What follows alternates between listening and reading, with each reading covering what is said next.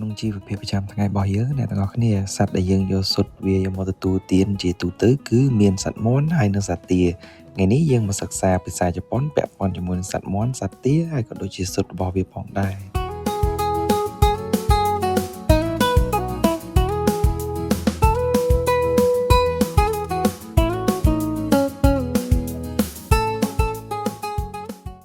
បាទជំរាបសួរនិងសួស្តីទៅកាន់អ្នកដែលកំពុងតែទស្សនាវីដេអូនេះទាំងអស់គ្នាជាពិសេស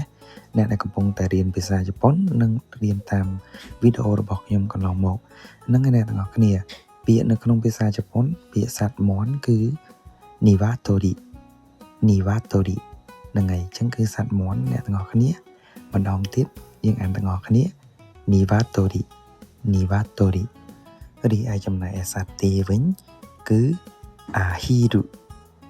ahiru ម្ដងទៀតទាំងអស់គ្នាយើងអានទាំងអស់គ្នា ahiru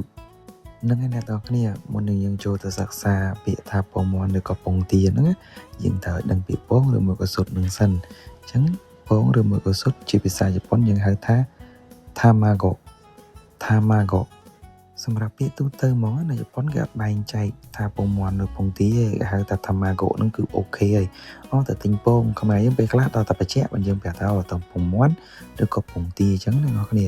តាមពិតទូទៅយើងហៅថាពងឬក៏សុទ្ធទេអញ្ចឹងជាភាសាជប៉ុនយើងហៅថា tamago ហ្នឹងទៅហើយនៅខ្មែរយើងទូទៅហើយពាក្យច្រើនយើងទទួលទានពងទាច្រើនជាងពងមាន់អត់ថាទិញពងទិញអីហ្នឹងពាក្យច្រើនគឺយើងនិយមតែពងទាឯនៅខ្មែរយើងពាក្យច្រើនចឹងអ្នកទាំងអស់គ្នាបើយើងបែងចែកទៅយើងអានថា niwatori no tamago មកពងមាន់អ្នកទាំងអស់គ្នា niwatori no tamago ចឹងអានុហ្នឹងបើនាមទី1វាហើយដាក់នុនាមទី2មានថាយើងបកអានាមទី2យើងបកអានាមទី1វិញចឹងមើលថាពងមាន់ហ្នឹងហើយពងរបស់មាន់ចឹងអ្នកទាំងអស់គ្នាអញ្ចឹងចូលមកដល់ពងទាក៏ដូចគ្នាយើងរៀនពី ahiru ហ្នឹងហើយយើងដាក់នុមកបន្ទាប់មក tamago ahiru no tamagoចឹងអាហ្នឹងពងទាបាទអ្នកទាំងអស់គ្នាបើសិនបើអ្នកទាំងអស់គ្នាទៅប្រទេសជប៉ុនវិញអ្នកទាំងអស់គ្នានឹងឃើញពងឬក៏ស៊ុតហ្នឹងមានពណ៌ច្រើន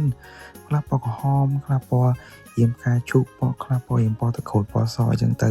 ប៉ុន្តែភាគច្រើននៅប្រទេសជប៉ុនគឺគេ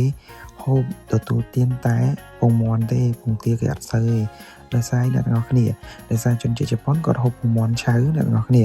គាត់និយមមែនទែនសម្រាប់ពងមាន់ឆៅហ្នឹងសំដៅសួរថាជប៉ុនមិនញ៉ាំតែត្រីឆៅសម្រាប់ពងមាន់ក៏ញ៉ាំឆៅដែរអត់ខ្លាចខូចកាពះអត់ខ្លាចឈឺពោះហ្នឹងអ្នកទាំងអស់គ្នាអ្នកដែលចិញ្ចឹមមាន់យកសុទ្ធយកមកលក់ហ្នឹងគឺក្រសួងនៅខាងជប៉ុនហ្នឹងគឺមានការរដ្ឋបិទខ្លាំងមែនទែនដោយផ្ដោតទៅលើសំខាន់គុណភាពហ្នឹងហើយអញ្ចឹងមាន់ត្រូវបានលាងសម្អាតឆ្លងកាត់ប្រព័ន្ធផ្សេងជាច្រើនដែលសម្រាប់មេរោគដែលធ្វើឲ្យពងមាន់នោះមានសុវត្ថិភាពក្នុងការហូបទទួលទានឆៅសម្រាប់ក្រៅពីប្រទេសជប៉ុនគឺគេអត់ដឹងទេអ្វីដែលខ្ញុំស្រាវជ្រាវគឺប្រទេសជប៉ុនគឺគេផ្ដោតសំខាន់មែនទែនលើយើងចិញ្ចឹមយកស៊ុតហ្នឹងហើយអញ្ចឹងគឺគុណភាពនិងប្រព័ន្ធសម្រាប់មេរោគគឺគេផ្ដោតសំខាន់មែនទែនដូច្នេះហើយការទទួលទានស៊ុតមាន់នៅប្រទេសជប៉ុនហ្នឹងគឺជារឿងទូទៅធម្មតាគេអត់មានខ្វល់ខ្វាយនឹងខូចសុខភាពអីទេហើយនេះក៏ខ្ញុំសូមបង្ហាញអាហារពេលព្រឹកជាទូទៅនៅតាមផ្ទះសំណាក់ក៏កន្លែងស្នាក់នៅផ្សេងដែលគេទទួលយើងមានបាយមួយចានមានពងមាន់ឆៅចឹងទៅហើយមានតៅហ៊ូឬក៏អាត្រីឈូសហ្នឹងមានជ្រក់ហើយនឹងស៊ុបគេហៅស៊ុបមីសុហ្នឹងឯងអញ្ចឹងពងមាន់គេញ៉ាំឆៅធម្មតានៅជប៉ុនហើយខ្ញុំចូលចិត្តមែនទែនហើយបើសិនបើជាអ្នកទាំងអស់គ្នាថ្ងៃណាមួយបានទៅលេងប្រទេសជប៉ុនខ្ញុំជឿថាអ្នកទាំងអស់គ្នាប្រកាសជាអាចនឹងបានទទួលមុខម្ហូបមួយនេះជាអាហារពេលព្រឹកនៅផ្ទះសំណាក់ឬក៏សន្តាគាររបស់អ្នកទាំងអស់គ្នាបាទអរគុណច្រើនអ្នកទាំងអស់គ្នាដែលបានតាមដានទស្សនាវីដេអូនេះនឹងឲ្យខ្ញុំសង្ឃឹមថាអ្វីដែលខ្ញុំបានធ្វើនឹងរៀបរៀងជូនជាមេរៀននេះសង្ឃឹមថាកើតជាប្រយោជន៍ទៅដល់អ្នកទាំងអស់គ្នា